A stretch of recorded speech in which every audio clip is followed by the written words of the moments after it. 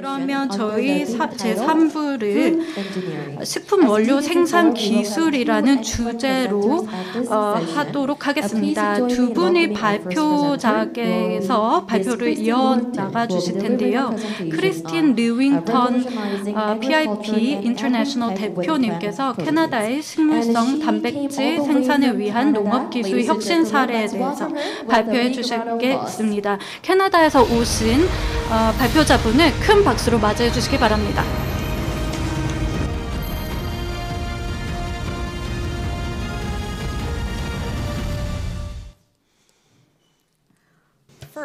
네, 안녕하세요. 오늘 이렇게 이 자리에 저를 초대해 주셔서 정말 감사드립니다. 제가 한국에 온 것은 이번이 처음인데요.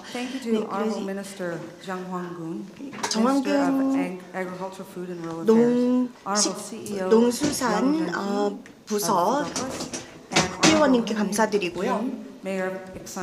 그리고 정헌율 익산시장님 감사드립니다. 정말 축하드립니다. 이 굉장히 멋진 행사입니다. 제가 많은 행사에 참석해 봤었는데요. 이 행사는 정말 잘 진행이 되고 있네요. 네, 제가 오늘 여기 오게 돼서 굉장히 기쁘고요. 저희 회사는 핍 인터내셔널입니다. 저희는 농업과 에그리테크를 기술을 활용해서 혁신하고 있습니다. 한번 들어가 보겠습니다. 캐나다에는 여러 가지 기술이 있는데요. 여기 아까 이제 덴마크에서 오신 분이 있으시다고 들었어요. 덴마크와도 저희가 긴밀히 협력하고 있고요. 또 이런 기술을 통해서 생태계에 어떤 영향을 끼칠지에 대해서도 생각을 하고 있습니다. 캐나다는 굉장히 토지가 크고 또 그에 비해 인구가 적기 때문에 농업이 발달했습니다. 그리고 저희는 굉장히 다양한 식품 단백질 생태계가 있습니다. 저희가 농작물은 많이 기르는데 농작물을 가지고 별도의 판매를 하지 않거나 그냥 그대로 두는 경우가 굉장히 많았습니다. 그래서 이 식물성 단백질 생태계를 구축하기 위해서 노력을 했고요. 2035년경이면 대체 단백질이 전체 단백질의 10%를 차지하고 연간 2,900억 달러의 시장을 형성할 것으로 예측하고 있습니다. 주요 성장 동의는 건강과 영양, 환경적 지속 가능성, 동물 복지, 식량 안보 및 주권에 대한 관심 증가라고 하겠는데요. 이미 앞선 발표자분들께서 이 내용들에 대해서 언급을 해주셨습니다. 건강과 영양 같은 경우는요, 전 세계 소비자들이 식품 선택 시 건강을 가장 우선적으로 고려한다고 합니다. 그리고 환경적 지속 가능성 같은 경우는요, 저희 회사 같은 경우도 탄소 중립을 달성하기 위해서 노력하고 있습니다. 그래서 이 동물 기반의 농업 관행 에서 좀 벗어나기 위해서 노력하고 있고요. 식품 안보 및 주권이라고 하는 대체 단백질을 활용하게 되면 다양한 단백질의 현지 공급이 가능해져서 캐나다가 국내외에 식량을 공급하는 핵심 역할을 지속할 수 있습니다. 이를 통해서 캐나다도 식량 주권을 확보할 수 있고 한국 같은 국가와 협력하면서 한국의 식량 주권 달성에도 기여할 수 있습니다. 식물성 단백질 관련한 또는 대체 단백질 관련한 기술이 세 가지 있는데요. 배양이 첫 번째입니다. 배양 같은 경우는 실험실에서 만든 것이고요. 식물성이라고 하는 두 번째 기술은 땅에서 직접 길러내는 것이고 그 다음에 세 번째가 발효입니다. 지금 배양이라고 되어 있는데 이제 배양 다음에 식물성이 있잖아요. 식물성 같은 경우는 식물에서 직접 가져오는데 시간이 가장 오래 걸립니다. 이 부분에 대해서 저희가 주로 얘기를 할 겁니다.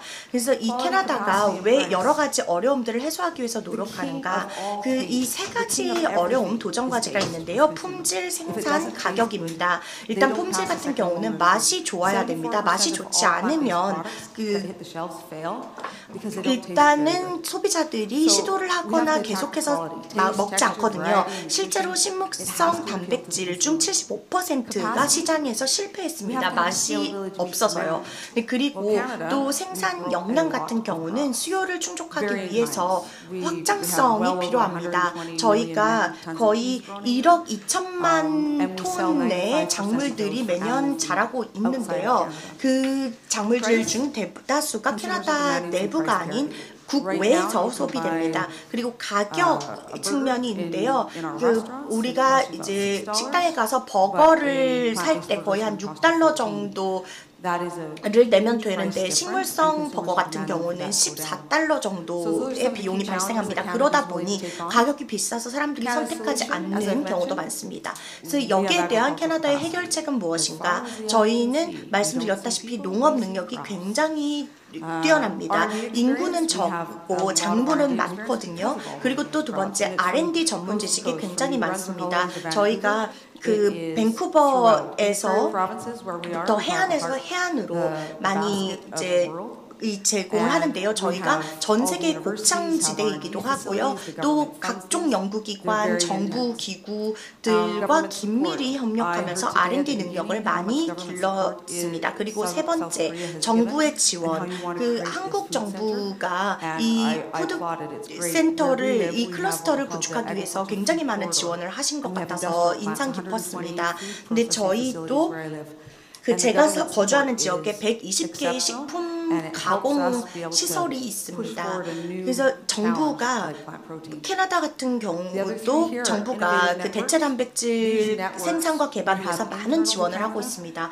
그리고 네 번째, 혁신 네트워크. 저희는 캐나다 내에만 있지 않고요. 다른 나라들, 한국과 같은 나라들과 긴밀히 협력하고 있습니다. 저희 회사는 덴마크의 그 여러 기관들과 협력하면서 핵심 기술을 사내에 도입하기 위해서 노력하고 있고요. 그리고 또 저희 팀들이 함께 협력하고 있습니다. 그래서 글로벌 파트너십을 구축하기 위해서 노력하고 있습니다. 그래서 이런 컨퍼런스는 저에게 굉장히 좋은 기회가 됩니다. 다섯 번째, 지속 가능성인데요. 아마 그 캐나다가 탄소세가 가장 높은 국가 중 하나일 겁니다. 그리고 향후 10년 안에 그 1톤당 $170가 될 것으로 보입니다. 지금 현재는 $40인데 이거 $170까지 오를 것으로 보이거든요. 그러면 산업에 대한 부담이 커질 것이고 산업들이 행동 패턴을 변화해야 할 것으로 보입니다. 여섯 번째, 시장과 규제, 접근이라고 되어 있는데요. 사실 캐나다는 투명한 규제를 가지고 있습니다. 그 정부가 언제든지 장애물들을 해소하기 위해서 개입하고 지원할 준비가 되어 있습니다. 그래서 이것이 식물성 단백질에 대한 캐나다의 6가지 해결책입니다. 그리고 저희는 그 이제 여기 보시면은 4개 회사가 식물 단백질의 그 개척자들인데요. 지금 소울 퀴진 같은 경우는 1980년에 설립이 되어서 그 2022년에 $1,500만 그 매출을 얻었고요. 플랜트 플러스 푸드가 1억 2,500만 달러를 달성했습니다. 베가 같은 경우는 2001년에 설립이 되어서 1억 달러의 매출을 2015년에 달성했고요. 화이트 웨이브가 5억 5천만 달러에 인수했습니다. 앞에 이제 소울 퀴진 같은 경우는 플랜트 플러스 푸드가 1억 2,500만 달러에 인수했고요. 가드인 같은 경우는 2003년에 설립되어서 2014년 매출이 6,500만 달러였는데요. 피나클이 1억 5,400만 달러에 인수했고요. 다이아 같은 경우는 2017년 매출이 8천만 달러였는데 오츠카가 3억 2,500만 달러에 인수했습니다. 그래서 캐나다에서 시작했지만 지금은 현재 다국적 기업들이 되었고요. 그리고 이제 생태계를 확대해 나가고 있는데요. 캐나다는 계속해서 투자를 증대하고 있습니다. 제가 여기 그 보시면은 1번이 투자 활동이 많다라고 되어 있고 2번이 인프라가 탄탄하다고 되어 있습니다. 그리고 3번 같은 경우는 기업 공개 IPO인데요. 캐나다는 식물성 IPO에서 그 2위, 3위를 차지하고 있습니다. 그리고 네 번째는 이제 인수 관련된 여러 활동들이 있고요. 그래서 여기 보시면은 많은 기업들이 처음에는 1인 기업들로 시작을 했다가 나중에 이제 인수합병들을 거치면서 더 규모가 커진 것을 보실 수 있습니다. 이게 이제 제 회사입니다. PIP 인터내셔널입니다. 프로틴 아이솔레이트 플랜트의 약자인데요. 너무 길어서 그냥 PIP 인터내셔널이라고만 부르고 있습니다. 그리고 저희의 슬로건은 어느 기업과도 비견할 수 없는 단백질을 제공한다라는 겁니다. PIP은 농업 기술 회사입니다. 기술이고요. 혁신적인 기술을 상용화해서 식물성 단백질의 잠재력을 발휘하기 위해서 노력하고 있습니다. 특히 저희는 아주 맛있고 지속 가능한 처리를 하고 그리고 고기능 완두콩 단백질을 제공합니다. 그리고 저렴한 가격에 제공하고 있어요. 그 단백질을 맛보신 분들은 아마 특징을 아실 겁니다. 이게 사실 맛이 정말 좋거든요. 다른 회사들과 비교도 안 될 정도입니다. 그래서 제조사들이 많이 저희 이 대체 단백질을 사용하는 것을 좋아합니다. 그래서 저희가 항상 기술을 염두에 두고 있습니다. 그러면 그 저희가 왜 독특하고 다른 회사들과 차별화되는가? 저희의 위치, 기술, 저렴한 가격, 지속 가능성 때문인데요. 저희가 그 다른 단백질들과의 가격 동등성을 달성하기 위해서 노력했습니다.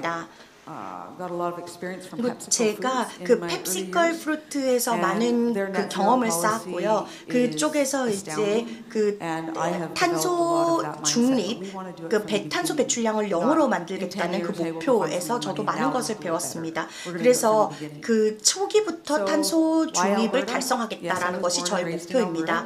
왜 알버타에 있느냐? 저는 알버타에서 태어났고 자랐습니다. 그래서 알버타가 여러 가지 이점이 있다는 것을 잘 알고 있었습니다. 저희는 그러니까 알버타 지역이 굉장히 그 다양한 그 콩들이 공급이 되고 있거든요. 그래서 완두콩, 렌틸콩, 파바콩 이런 식으로 굉장히 다양한 콩들이 있습니다. 그래서 여기 이게 이제 2021년에 완두콩이 89만 4,598톤이라고 되어 있는데요. 지난해는 120만 톤입니다. 지금 세스카츄안이 바로 옆에 위치해 있는데요. 세스카츄안 같은 경우는 4,700만 톤 정도 완두콩 생산을 했거든요. 그래서 상당히 그 비교가 안 될 정도이고요. 사스카츄안의 이제 그 농지 규모와 비교해 보면 알버타가 굉장히 놀라운 수준입니다. 그래서 여기 저희가 그 120개 정도의 식품 가공 시설이 제가 살고 있는 지역이 있다고 하셨잖아요. 혹시 그 밴프 들어보셨나요? 그 로키 산맥 쪽인데 그 밴프와 가까운 캘거리라고 하는 지역에 제가 거주하고 있거든요. 그리고 저희는 그 캐나다 전역에서 한 그 식품 제조로는 이 지역이 2위 정도 될 겁니다. 그리고 이 알버타에서 이제 식품 제조 판매를 보시면은요, 그 이제 BC 브리티시 컬럼비아가 그 산맥의 서쪽에 있고 굉장히 아름답고 조금 이제 로키 산맥 같은 경우는 굉장히 온도가 많이 떨어질 수 있고 세스카츄안 같은 경우는 제조를 한다기보다는 그냥 작물을 키워서 판매하는 정도입니다. 그래서 저희 그 알버타의 또 서캐나다 쪽에 그 식품 제조 매출이 크고요. 그리고 저희가 이제 이 아주 탄탄한 혁신 생태계를 구축하고 있습니다. 아미라고 해서 알버타 머신 인텔리전스 연구소가 있고요. 또 올즈 컬리지 스마트 팜이라고 있는데요. 그 캘거리와 에드먼튼이라는 두 도시가 함께 협력하고 있습니다. 그리고 또 이 정부 프로그램에서 클린테크와 혁신 관련해서 그 지원하는 것이 알버타 이노베이츠이고요. 그리고 레인포레스트 알버타라고 있는데 이것은 이제 알버타 열대 우림을 그 이제 우림을 보호하기 위해서 만들어져 있는 커뮤니티입니다. 그럼 지금 이 로케이션 위치를 보시면요, 알버타의 레스브리지라고 하는 곳이 있는데 이 가장 큰 이점은 인프라입니다. 알버타가 인프라에 굉장히 많은 투자를 했습니다. 그래서 이미 이제 하수, 폐수 처리, 그 상수 처리 등이 너무나 그러니까 상하수도 등이 다 설치가 잘 돼 있고요. 그리고 원료 공급 같은 경우는 13만 톤의 그 완두콩을 이제 생산을 했을 때 150km 이내에서 다 소비가 됩니다. 그리고 그 한 20에이커 정도 가면은 거의 이제 그 캐나다인들 인구를 보시면은 그 한 200km 정도만 가면 한 55만 명의 캐나다인들이 있거든요. 그래서 충분히 이제 시장이 크고요. 그리고 또 여기 마켓 액세스에 빨강색 그 동그라미 보이시죠?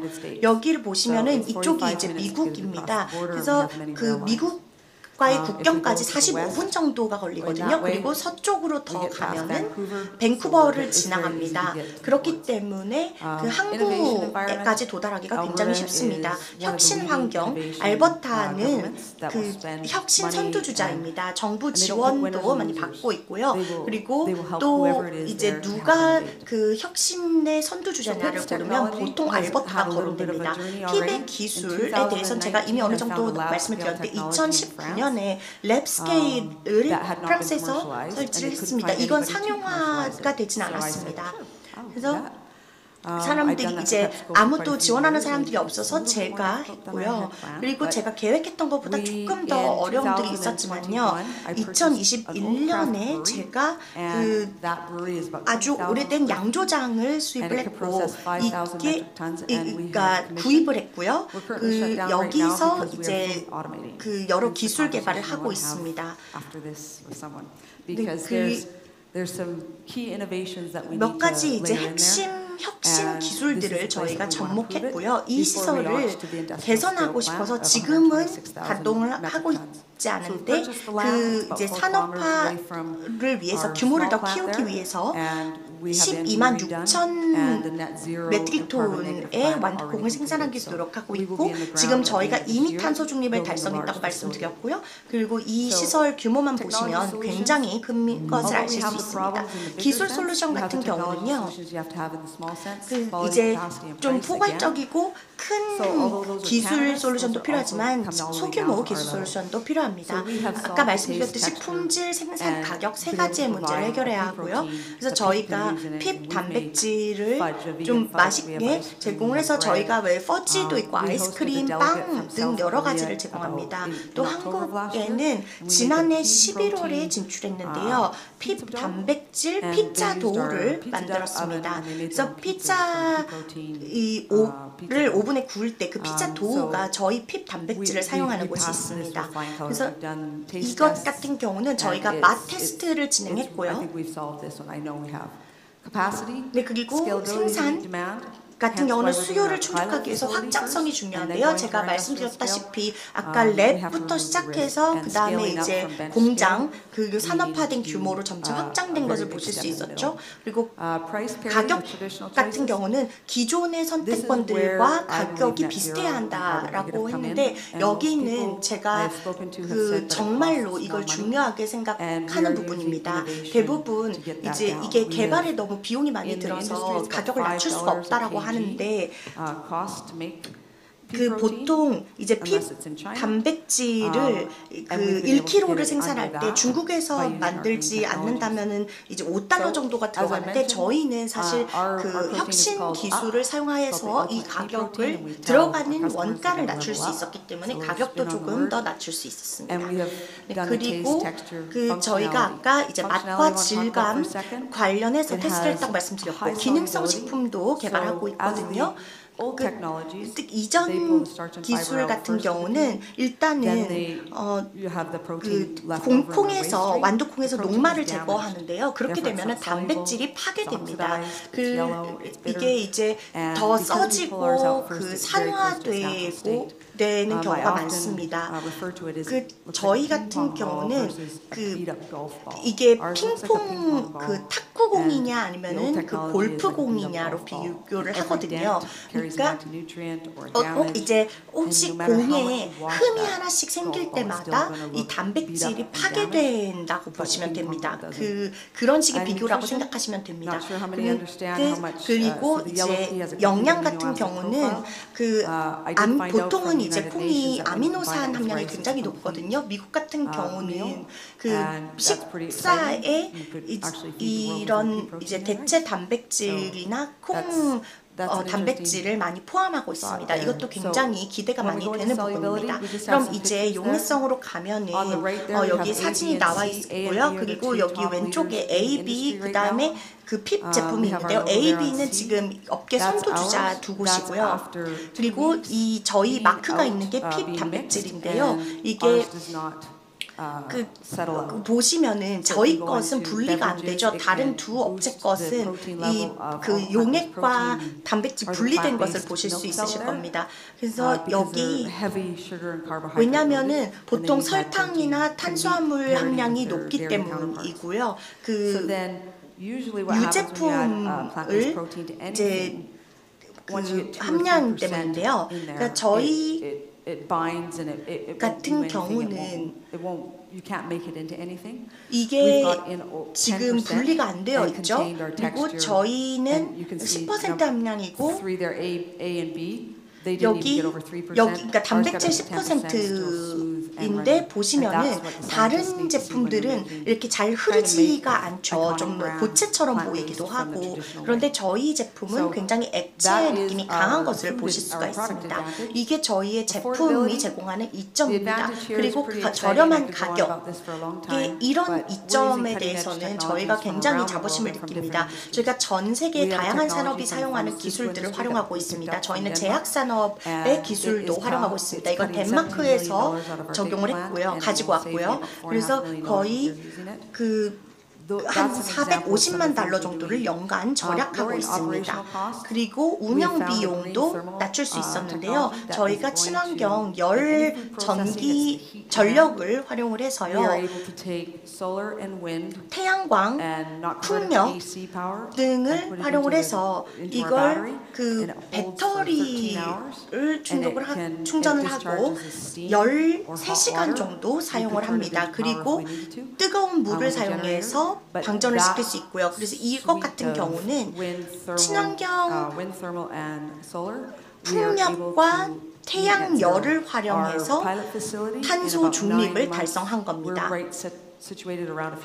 저희가 이제 몇 개 호텔에도 이 그 전력을 제공할 수 있을 것으로 보입니다. 왜냐하면 저희 그 태양열이나 풍력이 굉장히 효과가 좋고 효율이 좋아서 호텔들의 9개 호텔의 수영장에 이 전력을 제공할 수 있을 것으로 기대되고 있습니다.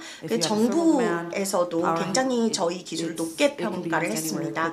그 열 관련된 수요가 있다면 어디서든 사용할 수 있습니다. 고층 건물도 그렇고요. 냉방도 가능합니다. 그래서 저희가 다른 업계에서 가져온 그 참고한 기술들이 굉장히 효과를 많이 나타내고 있습니다. 여기 지금 사진을 보시면 저희 단백질 사진인데요.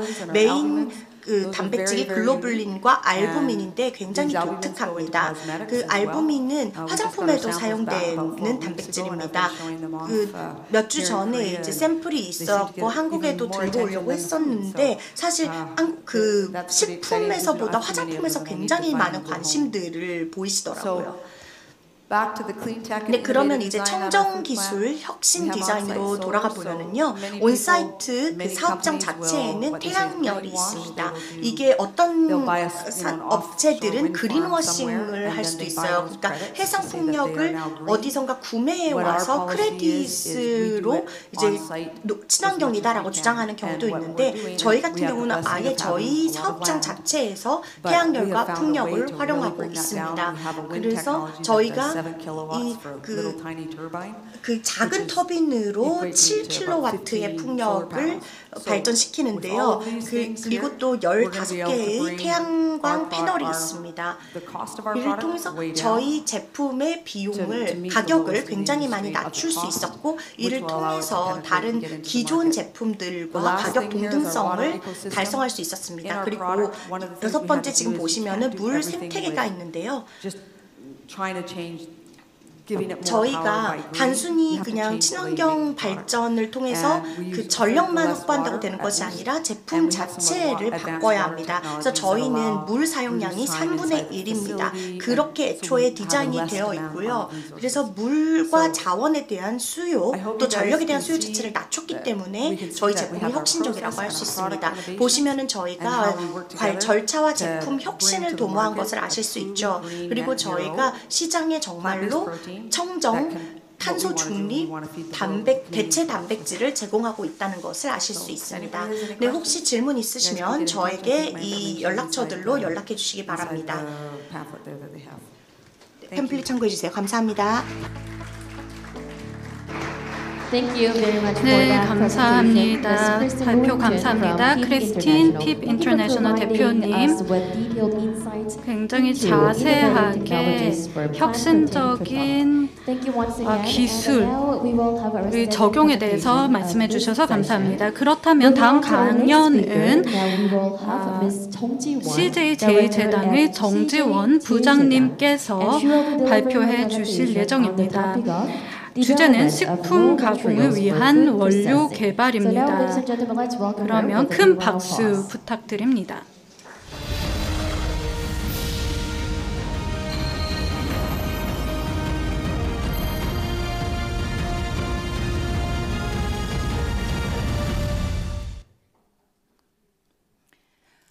네, 안녕하십니까. CJ 제1재단 식품연구소에 근무하고 있는 정지원이라고 합니다.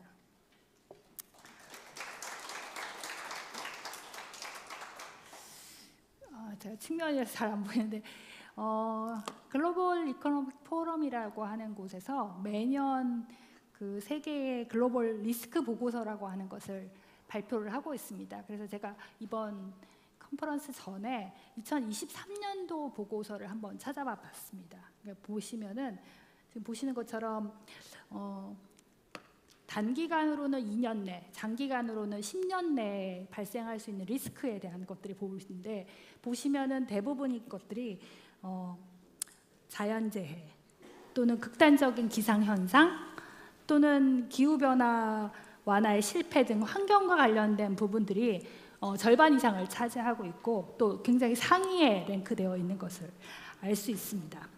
식품 산업은 사실 가장 큰 농산물의 구매자라고 할 수 있습니다. 그렇기 때문에 이러한 기후 환경 변화와 관련해서는 이제 식품 산업에 매우 직접적인 영향을 주고 굉장히 치명적일 수 있습니다. 2015년도에 자료를 봤더니 그때 이미 글로벌 식품 제조 회사의 한 82% 이상이 지속적으로 원료를 확보할 수 있는 방안에 대해서 전략을 세워서 실행을 하고 있었다고 하고 대부분의 가장 일반적인 형태가 직접 원료를 생산하고 있는 생산자나 또는 지역과 파트너십 같은 것을 맺어서 진행하는 것들을 이제 진행을 하고 있었습니다. 여러분이 많이 아시는 켈로그나 이런 회사들도 쌀을 생산하는 재배자하고 그런 그 파트너십을 만들어서 진행하는 사례들이 있습니다. 가공식품에서 원재료가 보통 원가의 한 40에서 60% 정도를 차지한다고 합니다. 그러니까 원료가 되는 농산물의 가격 상승이 보통 이 제품에 반영되는데 약 6개월 정도의 기간이 이제 소요된다라고 하고 예를 들어서 이제 뭐 가격 변동은 아니지만 예를 들어서 국내에서 대두가 생산되는 대두하고 그 다음에 수입한 대두하고 가격차가 예를 들어 원료인 대두의 가격차가 한 5배쯤 난다고 하면 그때 가공식품인 두부 이제 주로 대두를 많이 사용한 가공식품의 경우에는 한 2배 정도의 가격 차를 보통 보이게 됩니다. 2011년도에 우리나라 한국농촌경제연구원이라고 하는 곳에서 낸 자료를 보면 소비자가 특정 업체 또는 특정 업체의 특정 식품의 가격이 인상이 딱 되면은 한 50% 정도가 다른 업체의 제품으로 변경을 한다고 합니다. 그 상승되는 가격이 한 5에서 10% 미만만 돼도 그런 소비자의 한 50%는 이미 제품을 바꾼다는 거죠. 그렇기 때문에 식품의 경우는 특정한 어떤 브랜드에 집착을 한다기보다는 가격에 굉장히 민감한 산업이라고 할 수 있고 그렇기 때문에 이제 식품 산업에서는 저희 같은 회사에서는 이 원가에 굉장히 신경을 많이 쓰게 됩니다. 앞에서 설명드렸던 그런 이유 때문에 이제 갑자기 이제 식품 산업인데 굉장히 뜻밖에도 식품 회사가 이제 종자 개발을 하고 있다는 얘기를 제가 오늘 저희 CJ 제1재단의 사례를 예를 들어서 이제 설명을 드리려고 합니다. 이제 다들 아시겠지만 종자는 농업 생산의 기본이라고 할 수 있습니다. 오늘날과 같이 이제 환경이 급변하고 있다 보니까 이런 그 농산물의 생산을 예측하기가 굉장히 어렵습니다. 그러다 보니까 계속적으로 주로 사용하는 원료들에 대해서 안정적으로 생산할 수 있는 좀 더 이런 변화에 잘 자랄 수 있는 농산물, 그것들을 만들어낼 수 있는 종자, 이런 요구들이 계속적으로 일어나고 있습니다. 보통의 종자 개발 그러면 종자 회사에서 한다고 생각하고, 이 컨퍼런스 전에 저희 아까 저쪽 편에 앉아 있을 때도 다른 분들이 그런 얘기를 하시더라고요. 식품회사가 종자를 이렇게 얘기하시는데, 의외로 잘 찾아보면 종자회사가 아닌 식품회사가 이 종자를 개발한 사례들이 좀 있습니다. 이제 가장 많이 여러분들이 알고 있는 네슬레 같은 경우에는 핵심 원료로 사용하고 있는 이제 핵심 원료가 카카오나 커피빈 같은 것들인데, 그런 것들에 대해서 꾸준히 품종을 개발을 해서 자신들의 어떤 품종을 가지고 있고, 2021년도 같은 경우에는 저기 나와 있는 것처럼 이제 생산성이 증대된 그런 새로운 품종의 커피빈을 개발을 해서 재배를 시작했다고 자료를 낸 바가 있습니다. 두 번째 사례 같은 경우에는 오솔록이라고 하는 업체인데, 오솔록은 한국의 아모레 퍼시픽에서 녹차 제품을 만들어서 생산 판매하는 그런 기업입니다. 보시는 것처럼 이제 아미노산이나 카테킨 같은 함량이 이렇게 좀 더 높아진 그런 녹차 품종 자체를 개발을 해서 그걸로 제품을 만드는 그런 일들을 하고 있습니다. 이렇게 식품회사가 이걸 만드는 것 외에도 또 다른 그 현상으로는 요즘에 그 탈린이라든지 아니면 크리스피카스9 같은 새로운 진 에디팅 기술들이 많이 종자 개발에 사용이 되고 있습니다. 보시는 칼릭스트 같은 것은, 칼릭스트는 이제 미국의 회사인데요. 여기는 이제 대두의 올렉산 함량을 좀 높여가지고 B2B로 오일을 생산해서 B2B로 공급하는 그런 것들을 시도를 했습니다. 이때 사용한 기술이 탈린이라고 하는 새로운 진 에디팅 기술이었고요. 이제 좀 안타깝게도 이제 시도는 했지만 여러 가지 이유 때문에 이제 계속 생산을 하고 있지는 않지만 이제 그런 예가 있고, 그 다음에 옆에 보시는 것처럼 이제 미국의 펜실베니아 대학 같은 경우에는 여러분이 보통 보시는 양송이 버섯 같은 경우에는 식재재로 사용하려고 하면 갈변이 굉장히 빨리 발생을 하는데, 이 갈변이 되는 부분을 크리스피카스9을 가지고 억제를 시킨 경우에 해당합니다. 이제 이런 두 사례 같은 경우에는 미국에서 논지음으로 분류가 되고 있습니다. 그리고 또 이런 사례들은 또 식품회사 입장에서 보면 굉장히 좋은 식재료를 사용할 때, 식자재로 이런 것들을 사용할 때 굉장히 문제가 되는 부분이기 때문에 굉장히 좋은 포인트에 해당하는 거고, 그렇기 때문에 이런 기술들이 향후 그 식품의 원료를 사용하는데, 종자를 개발하는데 굉장히 이제 추진력을 줄 것으로 예상을 하고 있습니다.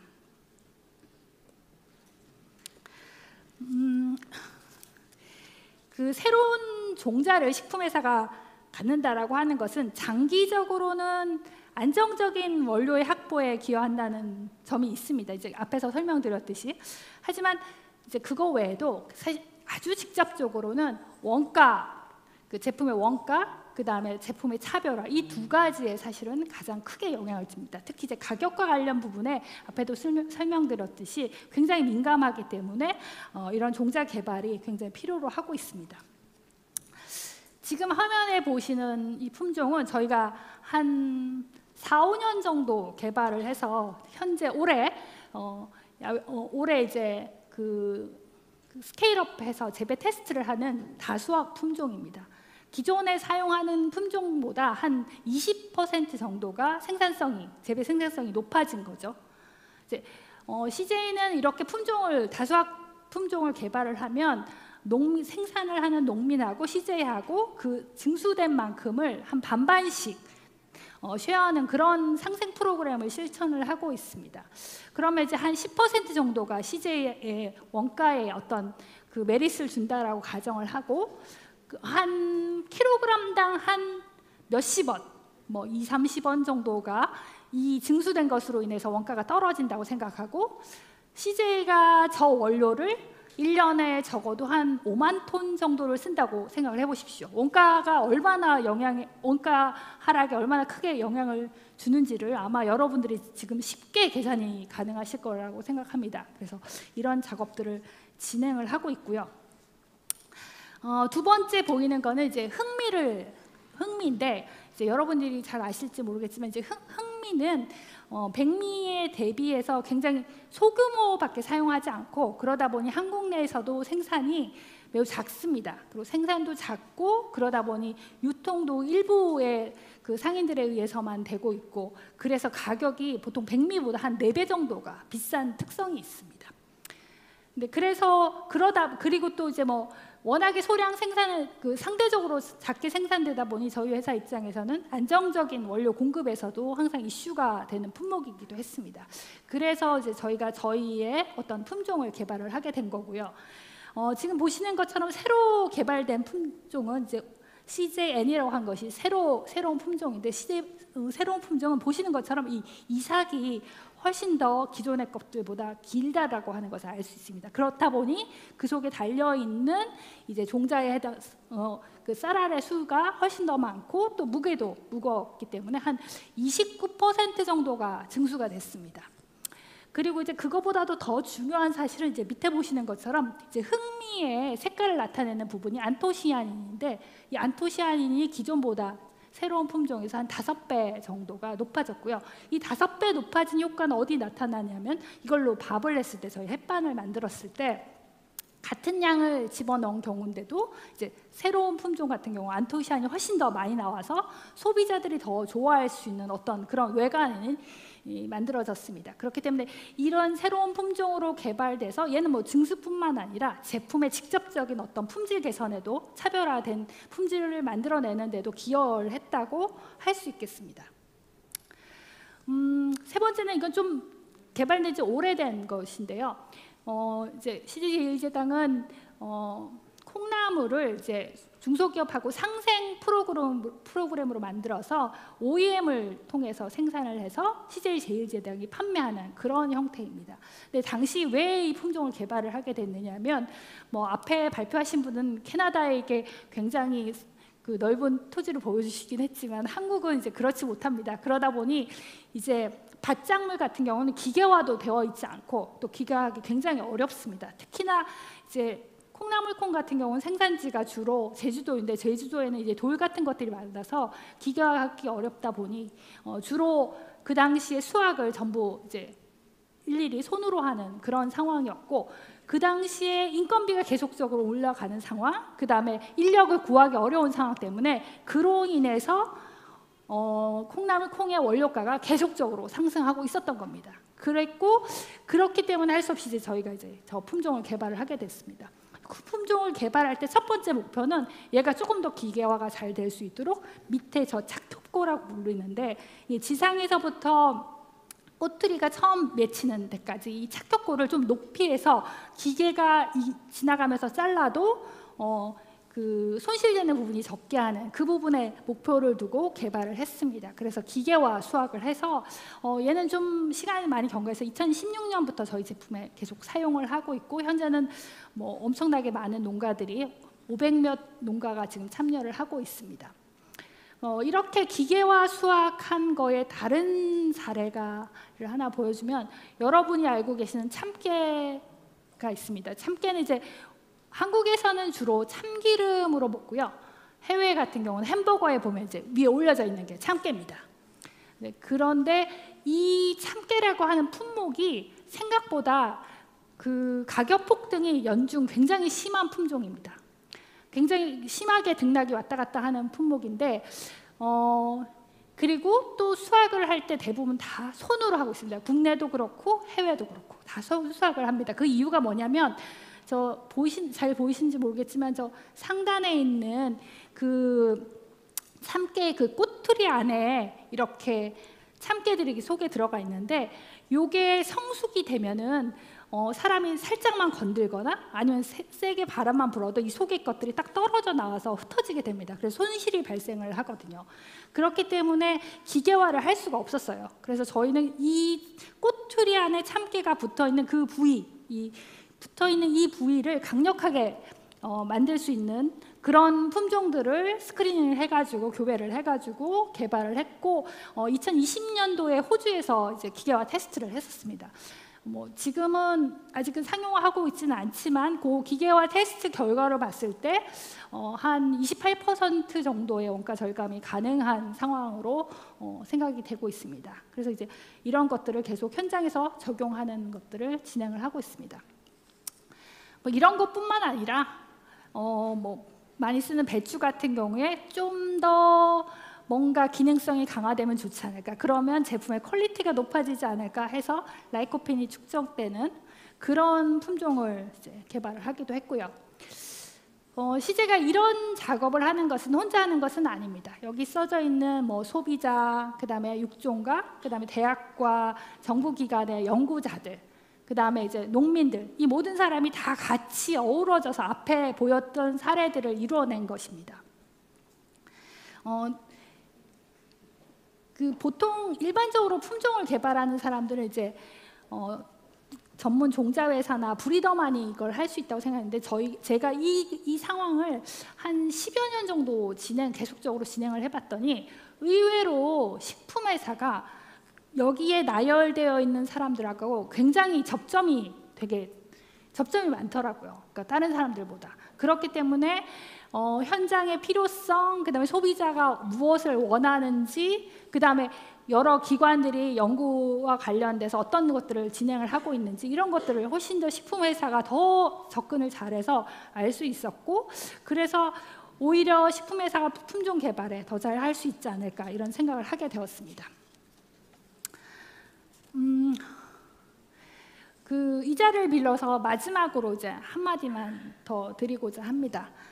뭐 아시겠지만 한류가 굉장히 뜨겁습니다. 그리고 K푸드 또는 한식이라 부르는 그것들도 굉장히 뜨거운데 많은 것들이 이제 많은 제품이 사용되고 있고, 그다음에 저희 회사 같은 CJ제일제당 같은 경우도 비비고라는 브랜드, 특히 만두가, 냉동 만두가 굉장히 그 성과를 좋게 내고 있습니다. 하지만 이제 긴 시간으로 봤을 때 식품회사 입장에서 보면은 한국의 냉이나 뭐 곤드레 같은 나물류 있잖아요. 이 나물류라고 하는 것들이 굉장히 한식의 큰 소재가 될 수 있습니다. 특히 한식은 이제 그 식물성을 바탕으로 하기 때문에 그런 것들이 꽤 많이 이제 소재로 활용될 가능성이 있고 한식을 대표할 수 있는데, 이 나물이라고 하는 부분들은 글로벌에 사용하고 있는 샐러드 채소보다는 훨씬 더 정형화되기 어려운 점을 가지고 있습니다. 당연히 앞에 연사분들이 말씀하셨던 것처럼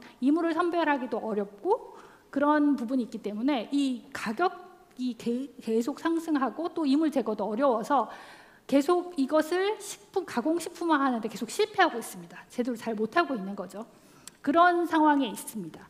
그리고 두 번째로 이제 예를 보여드리고 싶은 건 이제 김치에 사용되는 고춧가루입니다.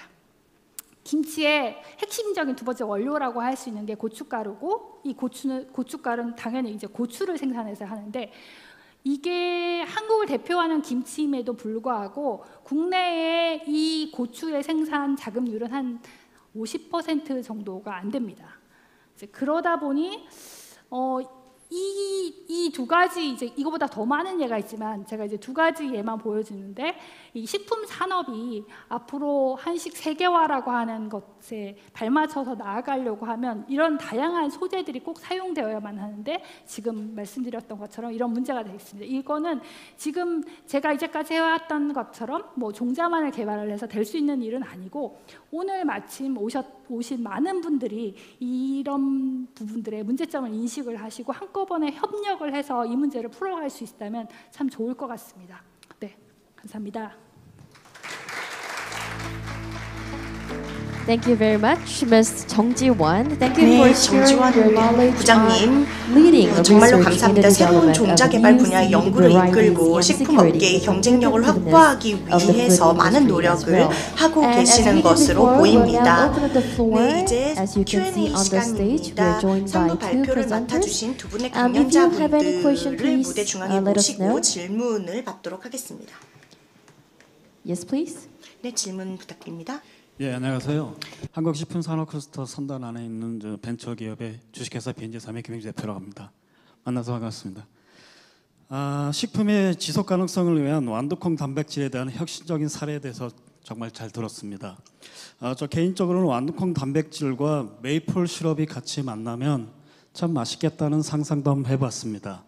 그리고 앞으로 피드에서는 완두콩 이외에 다른 식품으로 확장 계획이 있는지 물어보고 싶습니다.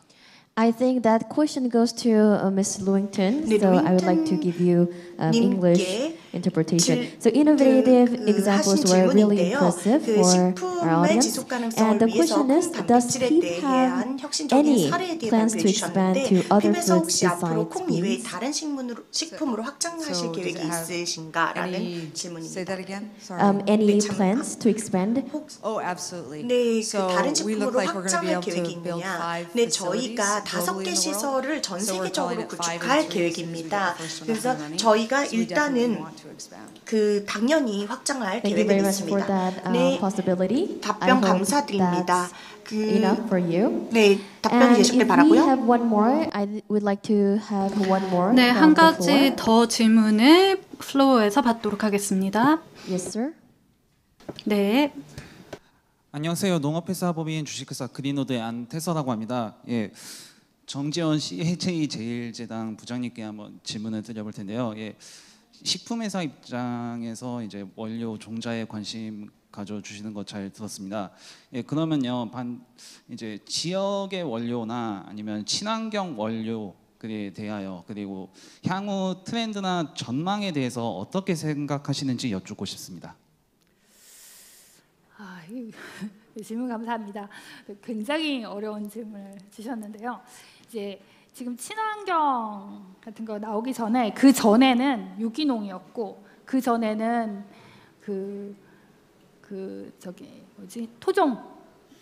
토종 그 한국만의 어떤 원료를 사용하는 것 이런 것들이 이제 얘기가 많이 됐었는데 실제로 아까 보셨듯이 어느 순간 보니까 이제 그 저희가 아무리 그 국산의 어떤 생산 농산물이 좋고 이게 친환경이고 이런 것들을 설명을 하지만 소비자들이 그것이 이제 소비자가 수용할 수 있는 가격에 이제 도달하지 못하면 그런 소구가 전혀 먹히지 않더라고요. 그러니까 예를 들어서 뭐 아까 굉장히 이제 콩나물 같은 경우가 되게 싼 제품에 속하는데 그 제품이 한 100원만 상승을 해도 소비자가 사질 않아요.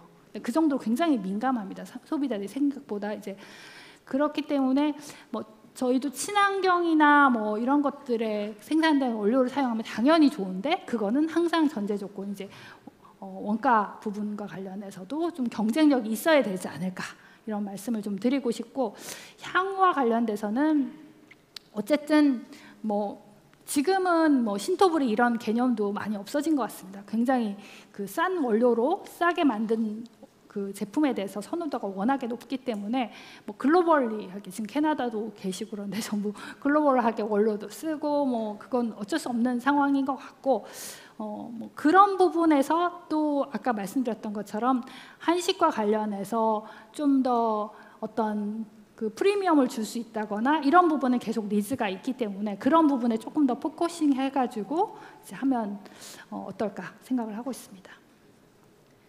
Thank you very much. Due to 네, limited time, we 감사합니다. will 시간 conclude the 제한 Q&A session 때문에 right here. Q&A Ladies and gentlemen, 세션은 let's give 지금 another big round of applause to two presenters. 마치도록 하겠습니다. 그럼 두 발표자 분들께 다시 한번 박수 부탁드립니다. Thank you. 네, 감사합니다. And now